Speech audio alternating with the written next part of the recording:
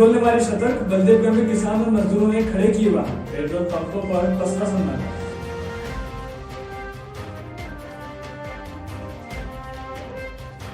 बुरहानपुर के आदिवासी अंचल धूपकोट में आयोजित मेले का समापन, लाखों श्रद्धालुओं ने की शिरकत। 10 दिन चला शिव बाबा का मेला।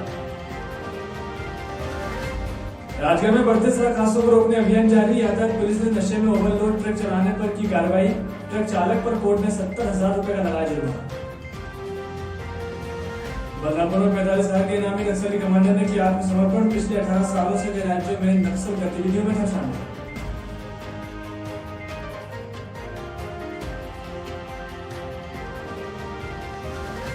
और अंबिकापुर पुलिस को मिली सफलता, सामूहिक दुष्कर्म के 4 आरोपी की गिरफ्तार, संदिग्ध अवस्था में मिला था महिला का शव।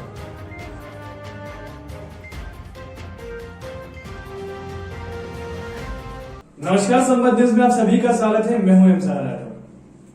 सिद्ध क्षेत्र नर्मदा तट नेमावर में भागवत कथा का आयोजन किया जा रहा है, जिसके चौथे दिन माघ माह की शनिश्चरी पूर्णिमा के अवसर पर कृष्ण जन्म मनाया गया। बता दें कथा शर्मा परिवार विदिशा वालों की ओर से जाट धर्मशाला में आयोजित की जा रही है, जिसमें सीहोर से पधारे पंडित अरविंद व्यास कथावाचक हैं।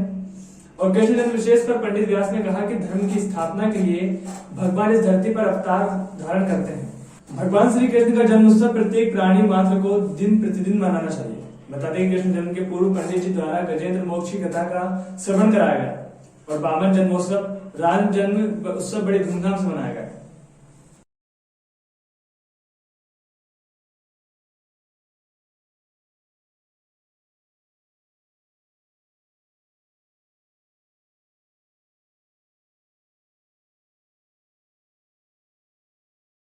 खगड़ा क्षेत्र के ग्राम सिरपुर हाट बाजार में बिना मास्क लगाए ग्रामीणों व्यापारियों पर चालानी कार्रवाई कर जुर्माना वसूला गया। साथ ही बाहर से आए व्यापारियों की कोरोना जांच कर क्षेत्र में संक्रमण रोकने के प्रशासनिक प्रयास प्रारंभ किए गए। बता दें कि हाट बाजार में उस समय खलबली मच गई जब प्रशासनिक अमला तहसीलदार संजय बागमारे के नेतृत्व में बाहर से आए व्यापारियों की कोरोना जाँच कर रहे थे। इस दौरान पुलिस अमले के सहयोग से मास्क न पहनने वाले ग्रामीणों और व्यापारियों के चालान बनाए गए। वहीं आते जाते वाहनों पर बिना मास्क लगाए जो भी नजर आया उसका भी चालान बनाया गया। इसके साथ ही कई ग्रामीण तहसीलदार को चालान बनाते देख मास्क खरीदते दिखे और बिना मास्क वाले यहाँ वहां छुपते रहे। वहीं तहसीलदार संजय बागमारे ने बताया कि सिरपुर के हाट बाजार में 27 व्यक्तियों पर चालानी कार्रवाई की गई और उपस्थित व्यापारियों, दुकानदारों और ग्राहकी करने आए ग्रामीणों को कोरोना गाइडलाइन का पालन करने हेतु समझाइश दी गई।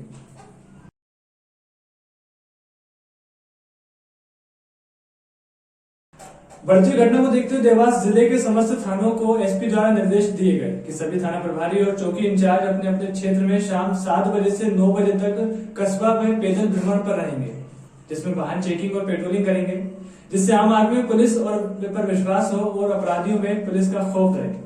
इसके साथ ही एसपी डॉक्टर शिवदयाल सिंह ने नागरिकों से व्यक्तिगत मिलकर चर्चा भी की और उनसे पूछा कि पुलिस भ्रमण कर रही है कि नहीं, बराबर गश्त हो रही है या नहीं।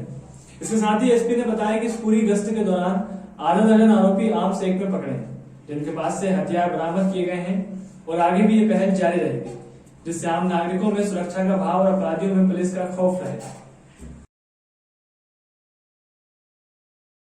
हमने निर्देशित किया हुआ है कि सभी थाना प्रभारी, चौकी प्रभारी अपने समस्त बल के साथ शाम को 7 बजे से लेकर 9 बजे तक कस्बा भ्रमण पर रहेंगे, जिसमें वो पैदल गश्त करते हैं रोज़ अलग अलग कॉलोनियों में जा जाके। तो ये एक गश्त के कारण पुलिस की प्रेजेंस हमारी सड़कों पर रहती है। उसके बाद वाहन चेकिंग और पेट्रोलिंग हम करते हैं रात को 9 बजे से लेकर 12 बजे तक, जब तक कि रात्रि गश्त नहीं आ जाती है। तो इसी क्रम में इसको चेक करने के हिसाब से आज हम सड़कों पर निकले थे, देखा कि कहाँ कहाँ पर प्रभावी गश्त चल रही है। हमारा प्रयास है कि जो ऐसे एलिमेंट्स हैं जिनके कारण सुरक्षा को खतरा होता है, जिनके कारण सामाजिक सांप्रदायिक सद्भाव को चुनौती मिलती है, वो सब लोग के बीच में पुलिस का खौफ होना चाहिए और जो आम आदमी है उसका पुलिस के ऊपर विश्वास होना चाहिए और उसको एक सेंस ऑफ सिक्योरिटी होना चाहिए। इसी क्रम में ये भ्रमण किए जा रहे हैं सभी थाना प्रभारियों के द्वारा। इसको हम लगातार जारी रखेंगे, आगे भी इसी तरह से हमारी प्रभावी गश्त जारी रहेगी। इस पूरी गश्त के दौरान हमने कई सारी गतिविधियाँ पकड़ी हैं, जिनमें लगभग आधा दर्जन आर्म्स हमने पकड़े हैं, हथियार पकड़े हैं और हमने जो चोर थे, वाहन चोर थे, उनको पकड़ा है। हमने ऐसे आरोपी पकड़े हैं जो पहले से फरार थे कई। तो इसके सकारात्मक परिणाम आ रहे हैं। मुझे उम्मीद है कि आगे आने वाले दिनों में और भी सकारात्मक और प्रभावी परिणाम इसके आएंगे। सर, ये पहल आपकी जारी रहेगी? बिल्कुल, ये एक ऐसी पहल है जिसमें आम आदमी को एक सेंस ऑफ सिक्योरिटी लगता है कि चौराहे पे यदि पुलिस खड़ी है तो वो अपने आप को सुरक्षित महसूस करता है, आम जनता में इसका विश्वास बढ़ता है।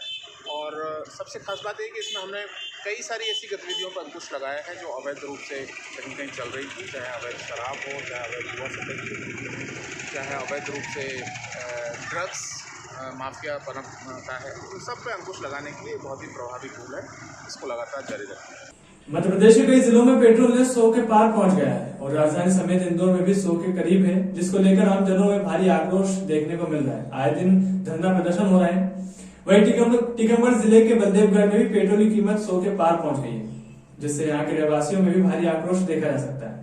इसको लेकर जब हमारे संवाददाता ने कुछ लोगों से बात की तो बताया गया है कि डीजल और पेट्रोल की बढ़ती कीमतों को लेकर किसानों में कोई फायदा नहीं है, इसलिए हम लोगों को मजबूरी में अपने वाहन बेचने पड़ रहे हैं, क्योंकि हम किसान मजदूर लोग इतना महंगा डीजल और पेट्रोल से किसानी नहीं कर सकते और ना ही मजदूरी पर जा सकते हैं, इसलिए वाहन भी नहीं चला सकते। हालात ये हैं कि बढ़ती महंगाई के कारण हमारा आवागमन भी बहुत कम हो गया है और घर का खर्चा भी चलाना मुश्किल पड़ रहा है।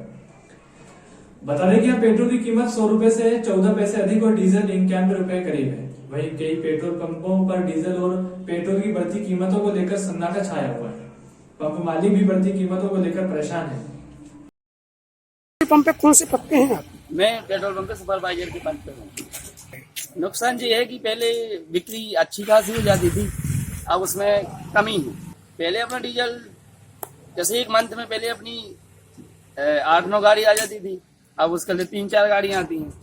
ऐसा हो गया कि ग्राहक जैसे अपना 100 पार हो गया है, पेट्रोल डीजल भी हाई रेट पे 90, तो ये है कि ग्राहक आने में कमी हो गई है। कीमतें बढ़ रही हैं तो इसमें ये हो रहा है कि लोग कम से कम वाहन का आगमन कर रहे हैं, इससे हमारी सेलिंग पे भी इफेक्ट आ रहा है। सेलिंग नहीं हो पा रही उतनी। इस महीने तो हमारी बहुत कम सेलिंग रही है ना। दिन पे दिन डेली रेट बढ़ रहे हैं। पहले कितनी सेलिंग होती थी आपकी? पहले की अपेक्षा अभी काफी कुछ अंतर आया है। सेलिंग का तो ये रहता है कि अपने सीजन के हिसाब से चलता है हमारा। हमको साहब कोई मजदूरी ना कुछ ना, पेट्रोल बढ़ रहा है, हर चीज बढ़ रहा है, तो हमने वाहन बंद कर दिया, खेती कर दिया, इसलिए हम बाहर भागते हैं। हम लोग क्या करें यहाँ पर? और क्या समस्याएं चलती हैं? हम लोग को ना कोई शासन का कोई साधन नहीं मिलता है, ना हमको कुछ नहीं मिल रहा है। पेट्रोल की बढ़ती लिए चाहते कि हम लोगों ने हाथों से अपने कमा के गाड़ी ली है, किसी मजदूरी करके देश परदेश से लिया के गाँव में कमाया है, तो उसका पेट्रोल बढ़ गया है, तो हम लोग इसलिए गाड़ी बेचना शुरू कर दिया। हमने कहा भाई कोई ले ले, हमारी 1000 रुपये में 5000 में 10,000 में ले लेगा, कोई दिक्कत नहीं। वो पेट्रोल पंप की बढ़ती कीमत से तो हमको बड़ा दुख है, यह बड़ा कष्ट है कि हमको आने जाने में जो है बड़ी परेशानी बन रही है। और जो है गरीबता को देखते हुए यानी हमारा आवागमन जो है सही ढंग से नहीं हो पा रहा है।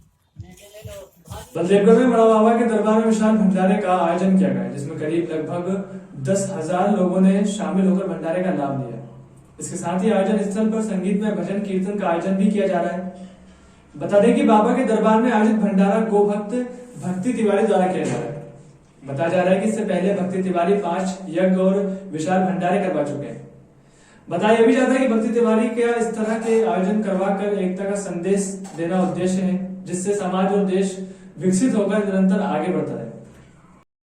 देखिए ऐसा है, यहाँ पर 1000 साल पुराना मड़ बाबा का प्राचीन स्थान है। ये इस क्षेत्र के आस्था का केंद्र है मड़ बाबा। तो भंडारे कराने का हमने संकल्प लिया है। तो ये 5वां भंडारा है। तो भंडारे के माध्यम से क्षेत्र में हम एक संदेश देना चाहते हैं कि समाज में लोग भाईचारे की भावना से रहें, जातिवाद वर्गवाद व्यक्तिवाद का समापन हो और आदमी में इंसानियत जागे। चूंकि ईश्वर ने हमें मनुष्य बनाया है और हमारे किसानों का, सबका, गरीबों का कल्याण हो, यही मेरी इस भंडारे करने की भावना है।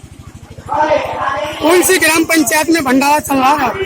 ये बरवे ग्राम पंचायत में भंडारा हो रहा है और यहाँ के सरपंच साहब, इलाके के सारे लोगों का यहाँ पर जो है बहुत सहयोग है। तो आप देख रहे हैं इस समय पूरे व्यस्तम समय में भी हजारों लोगों को यहाँ के लोग जो है खुद परस के खिला रहे हैं। तो बड़ी शांति से माताएं बहनें सारे लोग मड़ बाबा की प्रसादी ग्रहण कर रहे हैं। बुरहानपुर के आदिवासी अंचल धूलकोट क्षेत्र के प्रसिद्ध शिवा बाबा मेले का शनिवार को शाम आतिशबाजी के बाद समापन किया गया। बता दें कि अंतिम दिन भी 50,000 से ज्यादा भक्तों ने शिव बाबा के दर्शन किए। वहीं मेला अध्यक्ष रूप सिंह पवार ने बताया कि ये मेला 16 फरवरी से लगा था, जो 27 फरवरी शनिवार की शाम को समाप्त हुआ है, जिसमें 5 राज्य महाराष्ट्र, मध्य प्रदेश, आंध्र प्रदेश, गुजरात सहित छत्तीसगढ़ से करीब 3 लाख से ज्यादा श्रद्धालुओं ने शिवा बाबा के और जगदम्बा माता के दर्शन पूजन किए और मेले का आनंद लिया। वहीं शाम 8 बजे मंदिर के बाहर आतिशबाजी कर मेले का समापन किया गया।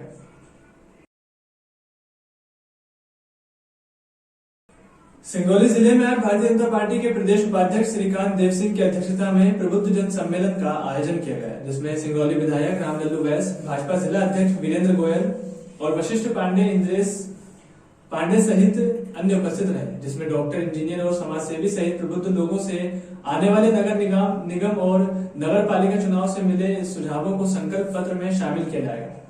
बता दें कि इस प्रबुद्ध जन सम्मेलन के बाद भाजपा प्रदेश उपाध्यक्ष बनाए जाने पर श्रीकांत देव सिंह उर्फ राजकुमार साहब औपचारिक रूप से पहली बार पत्रकारों से रूबरू हुए। उनका कहना था कि जहां जहां नगर निगम और नगर पालिका के चुनाव हैं, वहीं पार्टी ने वरिष्ठ नेताओं को प्रभारी बनाया है।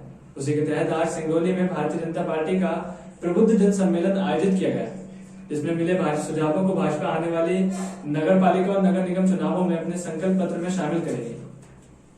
सही अर्थ ये है, for the people, to the people, by the people, मतलब जनता के लिए, जनता की और जनता के द्वारा चुनी हुई सरकार। तो जनता को जब सरकार चुनने का अधिकार है तो जनता की मंशा भी पूरी होनी चाहिए। इस नाते हम लोगों ने ये तय किया कि जनता के बीच में जाके जो प्रबुद्ध जन हैं, चाहे वो डॉक्टर्स हों, इंजीनियर्स हों, वकील हों, व्यवसायी हों, ऐसे लोगों को आमंत्रित करके उनसे सुझाव लिया जाए कि नगर के लिए क्या क्या किया जाए, ताकि हमारी नगर की सरकार जब बने तो उसी संकल्प पत्र के आधार पे 5 साल तक काम हो, तो जनता की मंशा के अनुरूप काम हो, तो निश्चित है कि नगर का विकास अच्छा होगा। नहीं, पार्षद प्रत्याशी और महापौर प्रत्याशी के मनोनयन से तो कोई ये तालमेल है ही नहीं इस बैठक का। वो एक अलग चुनाव समिति बनेगी, जो संभाग स्तर पे एक बनेगी, जो अभी बनी नहीं है, और एक प्रदेश चुनाव समिति जो बनी है। तो ये विषय तो बाद का है। पार्षद प्रत्याशी का चयन, महापौर प्रत्याशी का चयन, ये संभाग से तय होने हैं, तो वो अभी बाद का विषय है। अभी जो हम लोगों की ये बैठक हुई है, ये सिर्फ संकल्प पत्र जो बनाना है, संकल्प पत्र जो बनना है प्रदेश का, उसमें सिंगरौली की भी सहभागिता रही है। सिंगरौली नगर निगम का भी संकल्प पत्र एक अलग से बनेगा। इंदौर में रघुवंशी समाज युवक युवती परिचय सम्मेलन आयोजित किया जा रहा है, जिसमें रविवार को बड़ी संख्या में समाजजन ने शिरकत की। बता दें कि सम्मेलन में आज करीब 200 से अधिक युवक युवतियों ने अपना परिचय दिया। इसके साथ ही कार्यक्रम में मध्य प्रदेश के कोने कोने से समाजजन आए हुए हैं। वहीं मुख्य अतिथि के रूप में सम्मेलन में शिवपुरी विधायक वीरेंद्र सिंह रघुवंशी ने शिरकत की। बताया जा रहा है कि परिचय सम्मेलन में भाग लेने के लिए समाजजन बड़ी संख्या में प्रदेश के कोने कोने और मध्य प्रदेश के अलावा अन्य प्रदेशों से भी इंदौर पहुंचे।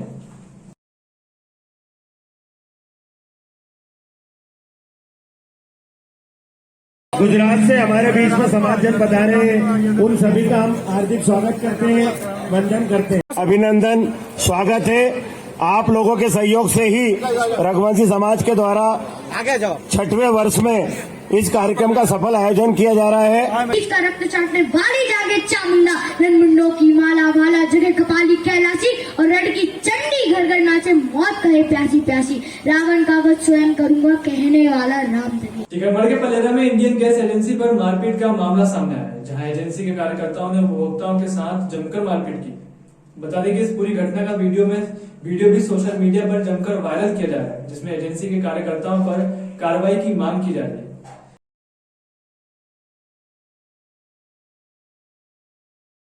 बढ़ते सड़क हादसों को रोकने और यातायात नियमों के प्रति जागरूक करने जिला पुलिस कप्तान द्वारा जिले में ऑपरेशन जीवन रक्षा चलाया जा रहा है, जिसमें लोगों को समझाइश के साथ सड़क नियमों का उल्लंघन करने वालों के खिलाफ कानूनी कार्रवाई की जा रही है।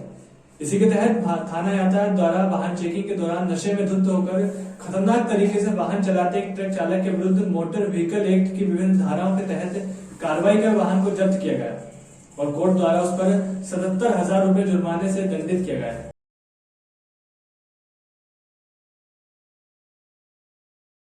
और अब खबर छत्तीसगढ़ के मुंगेली से, जहां राज्य शासन के महिला एवं बाल विकास विभाग के दिशा निर्देशों के अनुरूप जिला मुख्यालय स्थित आदर्श कृषि उपज मंडी मुंगेली के प्रांगण में जिला स्तरीय मुख्यमंत्री कन्या सामूहिक विवाह कार्यक्रम का आयोजन बड़े हर्षोल्लास और विधि विधान के साथ संपन्न किया गया।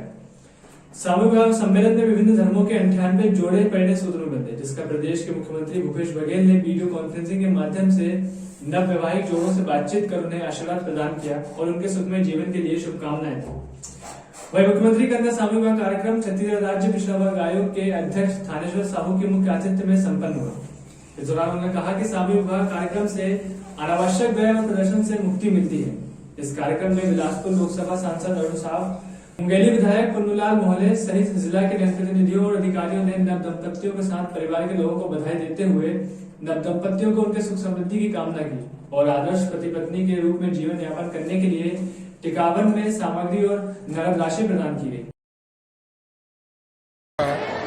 और इसमें हमारा जो शासन का मुख्य उद्देश्य है, माननीय मुख्यमंत्री महोदय, माननीय मंत्री महिला बाल विकास का जो उद्देश्य है छत्तीसगढ़ शासन का, कि जो फिजूल खर्ची है उससे बचना है, सामाजिक बुराइयां बाध्यताएं जो बाल विवाह अन्य कुरीतियां विद्यमान हैं उसको दूर करने के लिए, और जो गरीब परिवार। अंबिकापुर में सामूहिक दुष्कर्म के बाद हत्या के मामले में पुलिस को बड़ी सफलता हासिल हुई है। बता दें कि पुलिस ने हत्या के 4 आरोपियों को गिरफ्तार किया है। दरअसल 3 दिन पहले अंबिकापुर के दरिमा थाना क्षेत्र में एक महिला का शव खेत में संदिग्ध अवस्था में मिला था। इसमें पुलिस द्वारा बारीकी से जांच की जा रही थी, जिसके चलते संदेहियों को गिरफ्तार किया था। जैसे पूछताछ में पता चला कि 2 आरोपियों ने महिला के साथ दुष्कर्म किया और उसके प्राइवेट पार्ट पर हमला किया और उसकी हत्या कर दी। वहीं पुलिस द्वारा आरोपियों पर मामला दर्ज कर लिया गया है, जहां से आरोपियों को न्यायालय में पेश किया जाएगा।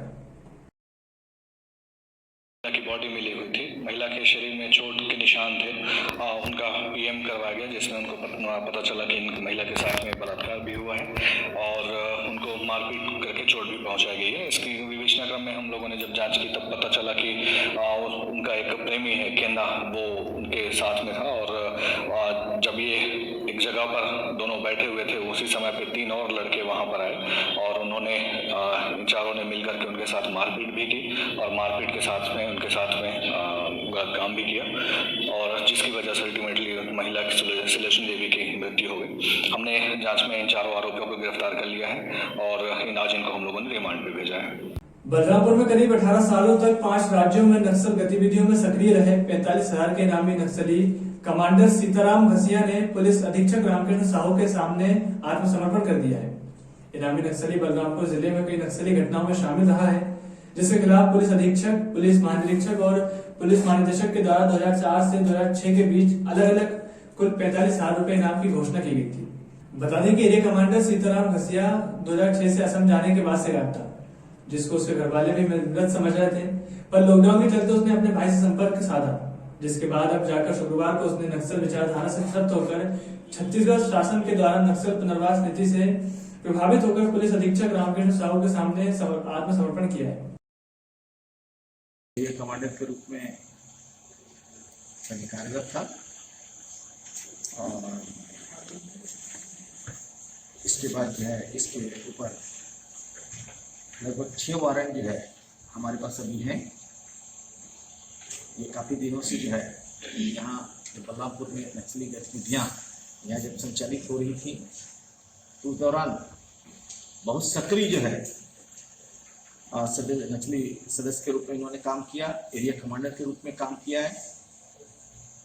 शासन की विचारधाराओं जो मंशा है, विचारधारा है, मुख्य धारा से जुड़ने को लेकर के इससे बहुत आकर्षित हुआ। अपने परिवार के सदस्यों, जनप्रतिनिधियों, पुलिस से संपर्क स्थापित करते हुए जो है इन्होंने आज जो है आत्मसमर्पण किया है यहाँ पुलिस के समक्ष। जो है कि नक्सली विचारधारा का व्यक्ति यदि लोकतंत्र की मुख्य धारा से जुड़ करके जो है काम करना चाहता है, मुख्य धारा में आना चाहता है, ये बड़ी प्रशंसा की विषय। सरगुजा संभाग न्यूज बोर्ड T20 क्रिकेट प्रतियोगिता का गांधी स्टेडियम में शनिवार को शुभारंभ किया गया, जहां मंत्री टी सिंहदेव ने प्रतियोगिता का शुभारंभ किया, जिसका सिंहदेव के मार्गदर्शन में कांग्रेस स्पोर्ट्स सेल के प्रदेश संयोजक आदित्येश्वर शरण ने प्रतियोगिता का आयोजन किया है। बता दें कांग्रेस स्पोर्ट्स सेल के जिला अध्यक्ष विनीत जायसवाल ने बताया कि प्रतियोगिता में सरगुजा संभाग के 5 जिलों, जिनमें कोरिया, बलरामपुर, सूरजपुर और जसपुर सहित सरगुजा जिला है, उनकी क्रिकेट टीमें आपस में खेलेंगी, जहां प्रदर्शन के आधार पर सरगुजा संभाग की टीम का चयन किया जाएगा, जो कि CPL day night cricket tournament Raipur में शामिल होगी। कांग्रेस स्पोर्ट्स सेल के माध्यम से आयोजन हो रहा है, तो ये भी बड़ी खुशी की बात है कि राजनीतिक गतिविधियों में जुड़े हुए साथी खेल की तरफ भी ध्यान दे रहे हैं। तो खेल है, संस्कृति है, अन्य गतिविधियां हैं, इसमें भी ध्यान पूरा होना चाहिए और जिले स्तर पे, फिर संभाग स्तर पे और राज्य स्तर पे इसको ले जाके पहुंचाना है। तो ये बहुत अच्छी पहल है। वो उनकी प्रतिभा के ऊपर है। ये मौके हैं अपने खेल को निखारने के। एक सीमित दायरे में आप खेलते हैं तो आपको बढ़ने का मौका सीमित हो जाता है। जब बड़े दायरे में आप खेलते हैं, जिनसे रोज नहीं खेलते, उनके सामने खड़े होते हैं। महासमुंद जिले में भारतीय जनता पार्टी द्वारा बुद्धिजीवियों के सम्मान में सम्मान समारोह का आयोजन किया गया, जिसमें भाजपा के प्रदेश मंत्री और पूर्व IAS OP चौधरी और प्रहलाद ठीटे प्रमुख वक्ता के रूप में शामिल रहे। बता दें कि सम्मान समारोह में बलौदा, केजुआ, गढ़फुलझर और भवरपुर सरायपाली सहित मंडल के बुद्धिजीवियों का वस्त्र और श्रीफल देकर सम्मान किया गया। वही कार्यक्रम में भाजपा के OP चौधरी का सरायपाली में भाजपा युवा मोर्चा के द्वारा जोरदार स्वागत किया गया, जहां कार्यक्रम को संबोधित करते हुए चौधरी ने केंद्र सरकार की योजनाओं को सराहनीय बताया और उन्होंने कहा कि आज भारत जो सामान दूसरे देशों से खरीदता है, वो जल्द ही भारत में निर्माण होंगे और भारत आत्मनिर्भर भारत के रूप में जाना जाएगा। वही भारत आर्थिक रूप से सर्वसंपन्न राष्ट्र कहलाएगा। वही सम्मान समारोह में भाजपा के पदाधिकारी और भाजपा के कार्यकर्ताओं के साथ साथ नगर के लोग शामिल हुए। मध्य प्रदेश और छत्तीसगढ़ की तमाम खबरों के लिए बने रहिए हमारे साथ और देखते रहिए संवाद न्यूज। नमस्कार।